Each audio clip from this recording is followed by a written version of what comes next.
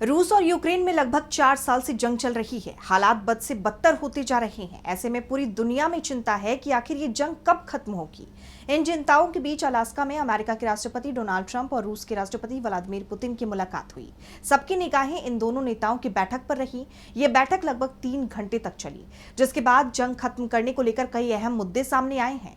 तो क्या थम जाएगी रूस और यूक्रेन की जंग? क्या कुछ हुआ बातचीत में? जानने के लिए देखिए ये रिपोर्ट। रूस और यूक्रेन की जंग को लगभग 4 साल का वक्त हो चुका है, लेकिन अभी तक दोनों देशों के बीच जंग थमी नहीं है। हालांकि अब लोगों में ये उम्मीद जगने लगी है कि दोनों देशों के बीच सीज फायर हो सकता है। इसी को लेकर ट्रंप और पुतिन की बैठक हुई। इस दौरान उन तमाम मुद्दों पर चर्चा हुई जिससे ये जंग खत्म हो सकती है। ये मुलाकात करीब 3 घंटे चली, लेकिन युद्ध विराम पर कोई सहमति नहीं बनी। साथ ही कोई समझौता भी नहीं हुआ। ट्रंप ने कहा, कोई समझौता तब तक नहीं होता जब तक असल में समझौता नहीं हो जाता।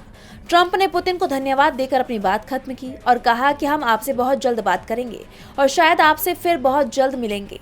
इस पर पुतिन ने अंग्रेजी में जवाब दिया, अगली बार मॉस्को में।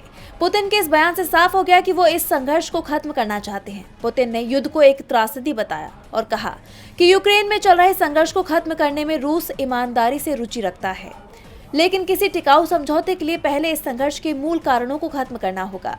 पुतिन ने पश्चिमी देशों और यूक्रेन को चेतावनी देते हुए कहा कि शांति प्रक्रिया में किसी तरह की बाधा या नुकसान न पहुंचाई जाए। अपनी टिप्पणियों में उन्होंने इस मुलाकात को संघर्ष के समाधान की दिशा में एक स्टार्टिंग पॉइंट करार दिया।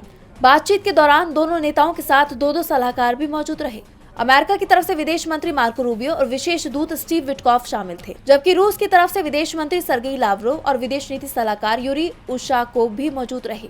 लेकिन यूक्रेन के राष्ट्रपति जेलेंस्की को इसमें शामिल नहीं किया गया। बैठक के बाद जब दोनों राष्ट्रपति मीडिया से मुखातिब हुए, दोनों नेताओं ने अपनी अपनी बात मीडिया के सामने रखी, लेकिन दोनों नेताओं ने पत्रकारों के सवाल नहीं लिए, जो कि पहले से तय था।